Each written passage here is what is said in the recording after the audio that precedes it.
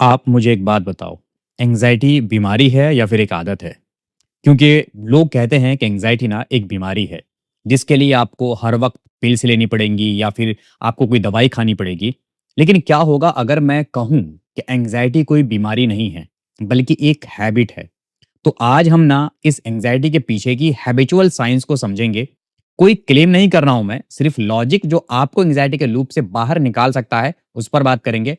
तो अगर आप एंग्ज़ायटी में हैं या आपका कोई जानने वाला एंग्ज़ायटी से सफ़र कर रहा है, तो इस वीडियो को एक बार लास्ट तक ज़रूर देखिएगा। देखिए, सबसे पहली चीज़ जो आपको समझनी है कि एंग्ज़ायटी क्या है और ये एक सर्वाइवल लूप क्यों कहते हैं इसे। तो देखिए, एंग्ज़ायटी एक्चुअली में तब होती है जब हमारा दिमाग फ्यूचर के बारे में सोचकर डरने लगता है।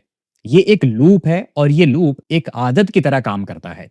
ये समझना बहुत ज़रूरी है क्योंकि यहीं से एक्चुअली में एंग्ज़ायटी की शुरुआत होती है और यहाँ अगर एक पॉइंट को हमने मिस किया, तो हम एंग्ज़ायटी के लूप से नहीं निकल पाते हैं। इसीलिए कहीं पर भी वीडियो को स्किप मत कीजिएगा बल्कि पूरा एक-एक पॉइंट समझिएगा। देखिए, सबसे पहले लॉजिक समझिए। हमारा दिमाग ना एक सुपर कंप्यूटर है। मतलब एक ऐसा कंप्यूटर जिसको बस कोई सा भी टास्क दे दो, ये उसे करने की कोशिश करता रहता है। अगर आप बार-बार नेगेटिव सोचते हैं, तो आपने अपने ब्रेन को एंग्ज़ायटी की एक हैबिट सिखा दी है। जैसे रोज़ एक्सरसाइज करने से बॉडी बनती है ना, वैसे ही रोज़ डरने से दिमाग एंग्ज़ियस का आदी हो जाता है। सपोज़ कि अगर आप डंबल उठाएँगे और डेली अगर आप एक्सरसाइज करेंगे तो आपके डोले-शोले बनेंगे। सेम ऐसे ही ब्रेन पे अगर आप कोई नेगेटिव पैटर्न लगातार डालेंगे, तो ब्रेन उसी चीज़ को सीखेगा और उसी चीज़ में पक्का होता चला जाएगा। ये एक लॉजिक समझ में आ रहा है? चलिए आगे बढ़ते हैं। तो जब आप बार-बार एक ही तरह का स्ट्रेस रिस्पॉन्स देते हैं, तो न्यूरल पाथवेज़ वही रास्ता पकड़ लेते हैं। ये कोई बीमारी नहीं है, बल्कि ये आपके दिमाग का एक शॉर्टकट है, जो अब आपको कंट्रोल कर रहा है। एक्चुअली में दिमाग को आप कंट्रोल करते हैं कि मुझे क्या करना है, क्या नहीं करना है। लेकिन इस केस में दिमाग आपकी बॉडी को कंट्रोल करने लगता है और फिर आपको घबराहट होने लगती है और आपको परेशानी महसूस होने लगती है। तो अब समझना पड़ेगा कि दिमाग का शॉर्टकट बनता कैसे है। देखिए, नेगेटिव थॉट आपको आएगा, एक न्यूरल शॉर्टकट बनेगा, फिर उस न्यूरल शॉर्टकट से होगा क्या कि एक स्ट्रेस रिस्पॉन्स जनरेट होगा और वो फिर जो थॉट आया था उस थॉट को रीइंफोर्स करेगा और फिर वापस से एक नेगेटिव थॉट बनेगा। मतलब ये एक इन्फिनाइट लूप बन जाता है और इस इन्फिनाइट लूप में आप लगातार चलते रहते हैं। सपोज कि जैसे ना रोज एक ही रास्ते पर घर जाने पर वो रास्ता ऑटोमेटिक हो जाता है। मतलब आपको याद नहीं रखना पड़ता कि मुझे कहां से राइट टर्न लेना है, कहां से लेफ्ट टर्न लेना है। आप अगर किसी और धुन में भी हो, किसी से फोन पर बात कर रहे हो, कुछ भी कर रहे हो, आप ऑटोमेटिक उस रास्ते से अपने घर पहुंच जाते हैं। क्यों? क्योंकि आप उस रास्ते पर बार-बार जा चुके हैं और आपको वो रास्ता ना सबकॉन्शियस लेवल पे याद हो चुका है। वैसे ही दिमाग एंग्जायटी का रास्ता भी ना ऑटोमेटिक कर लेता है।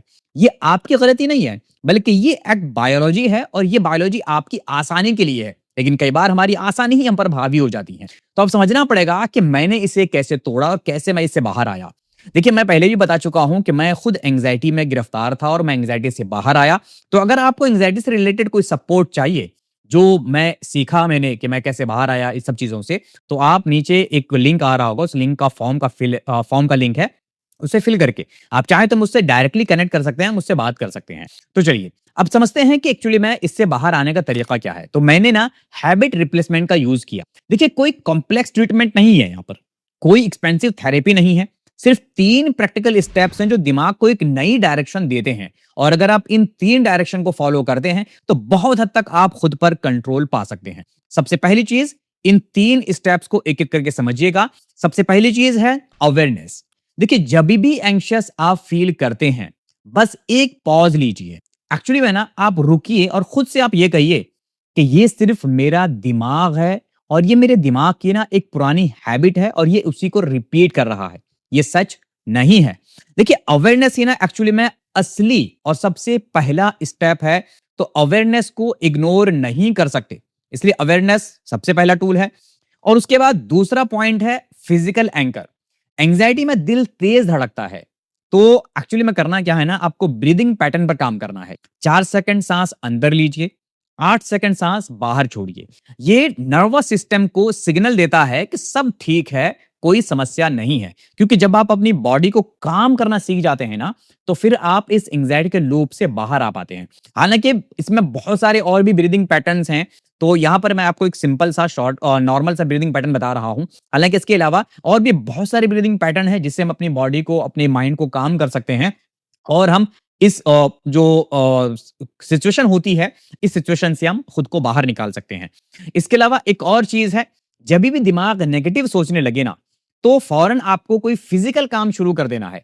एक्चुअली में जब मैं अपने साइकियाट्रिस्ट से मिला था, तो उन्होंने मुझे एक बहुत ही इंटरेस्टिंग सी बात बताई।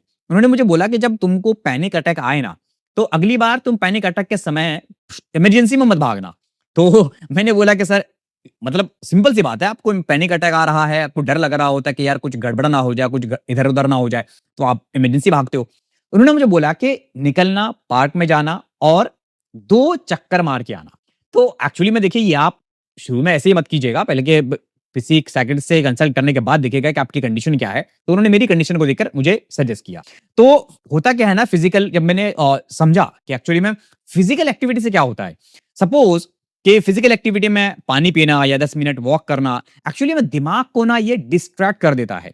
दिमाग को जब डिस्ट्रैक्ट करते हैं ना आप, तो आप उस लूप से बाहर आते हैं, क्योंकि दिमाग को डिस्ट्रैक्ट करना एक हैबिट को तोड़ने का सबसे बड़ा टूल है।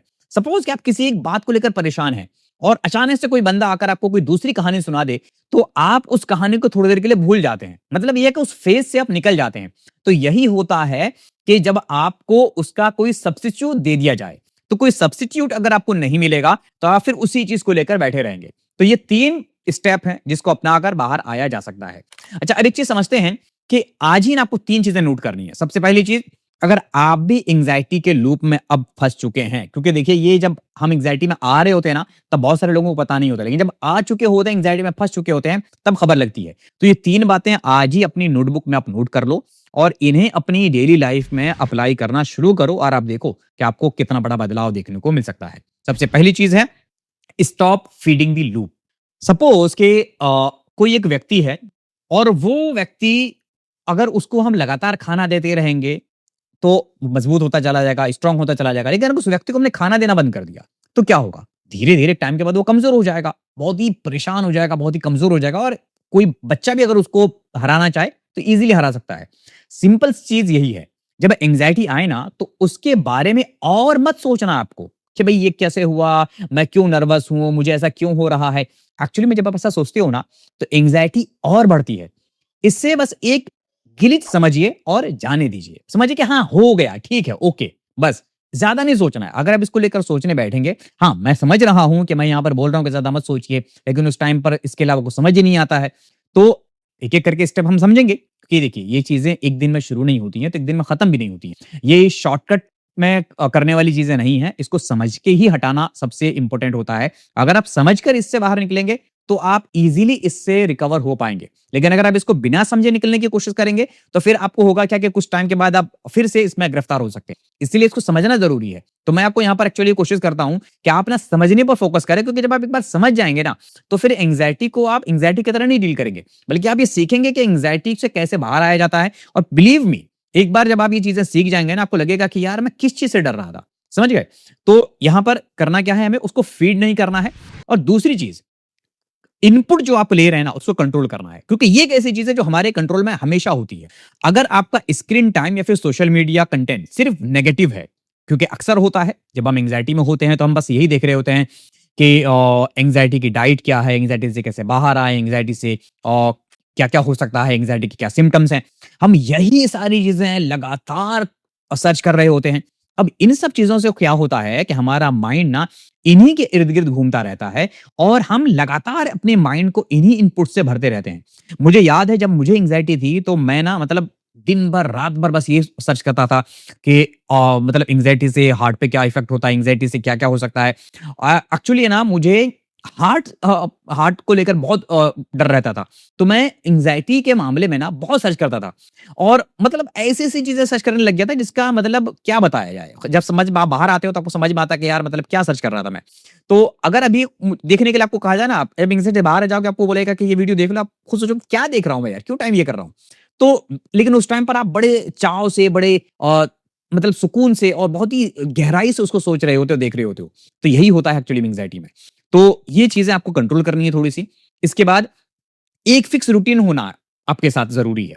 क्योंकि देखिए, अगर अब एक फिक्स रूटीन आप बनाओगे ना, तो उससे एक प्रेडिक्टेबिलिटी मिलती है कि भई मुझे इसके बाद क्या करना है, उससे क्या नहीं करना है।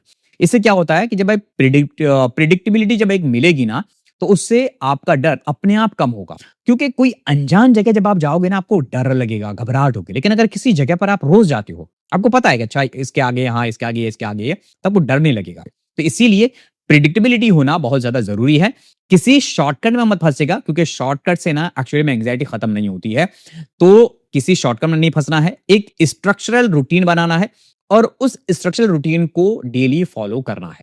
ठीक है? अगर आप जानना चाहते हैं कि ये स्ट्रक्चरल रूटीन कैसे फॉलो करते हैं, तो आप मुझसे कनेक्ट कर लीजिएगा, मैं आपको बताने की कोशिश करूँगा। चलिए, अब यहाँ पर आगे बढ़ते हैं और समझते हैं कि एंग्जायटी लूप का जो सिस्टम है और जो हमारा तरीका है, उसमें क्या बेसिक डिफरेंस। देखिए, एंग्जायटी लूप में क्या होता है? एंग्जायटी लूप में बेसिकली ना किसी एक चीज़ को हम रिपीट करते रहते हैं और वो हमारे कंट्रोल के बाहर लगती है। लेकिन जब आप न्यूरल पाथवे बना लेते हैं, तो आप फीलिंग्स को मैनेज कर पाते हैं और जब आप फीलिंग्स को आप मैनेज कर लेंगे, तो बहुत हद तक चीज़ें सही कर लेंगे। तो दोनों अप्रोच के बीच ना एक जो फ़र्क है, वो ये है कि कॉन्शियस चॉइस का, कि आप क्या चूज़ कर रहे हैं। वो चॉइस जो आप एंग्जायटी फ़ील होने के पहले 5 सेकंड में लेते हैं। हैबिट रिप्लेसमेंट का मतलब ना पुरानी हैबिट को फ़ोर्स से ख़त्म करना नहीं है। इसका मतलब है एक नई स्ट्रॉन्गर हैबिट बनाना, जो पुरानी की जगह ले सके। क्योंकि जब तक आप किसी पुरानी हैबिट को बदलने के लिए किसी नई हैबिट को बीच में नहीं लाएँगे, तब तक आप उसको बदल नहीं पाएँगे और ये बहुत ही मुश्किल सा काम है, इसलिए इसको समझना ज़रूरी है। तो जितना ज़्यादा आप नई हैबिट प्रैक्टिस करेंगे, उतना ही पुराना एंग्जायटी लूप कमज़ोर होता चला जाएगा। यही इन एक्चुअली में न्यूरो साइंस का बेसिक प्रिंसिपल है, जो हमें समझना ज़रूरी है। अब यहाँ पर आगे बढ़ते हैं और समझते हैं कि रियलिटी चेक जो बहुत ही ज़रूरी है, वो क्या है? कि देखिए, मैं ना यहाँ पर कोई साइकोलॉजिस्ट या कोई डॉक्टर नहीं हूँ, क्योंकि जब मैं इस तरीके के कंटेंट बनाता हूँ, तो कुछ लोगों को गलतफ़हमी हो सकती है कि शायद मैं डॉक्टर हूँ या कोई साइकोलॉजिस्ट हूँ, तो नहीं भाई। मैं खुद एंग्जायटी में फँसा हुआ था और मैं इससे बाहर आया, तो मैं इससे बाहर जब आया, मैंने बहुत सारी चीज़ें सीखी और मेरी कोशिश है कि जब अब मैं सीख चुका हूँ, सब मुझे ये सब चीज़ें पता है, तो मैं आपके साथ वो कंटेंट शेयर करूँ, ताकि आप अगर इसमें फँसे हुए हैं, अगर आप इससे बाहर निकलना चाहें, तो आपकी मैं कैसे हेल्प कर सकता हूँ। तो एक चीज़ याद रखिएगा, अगर एंग्जायटी में बहुत सारे ऐसे केस होते हैं जो बहुत ही सीवियर होते हैं।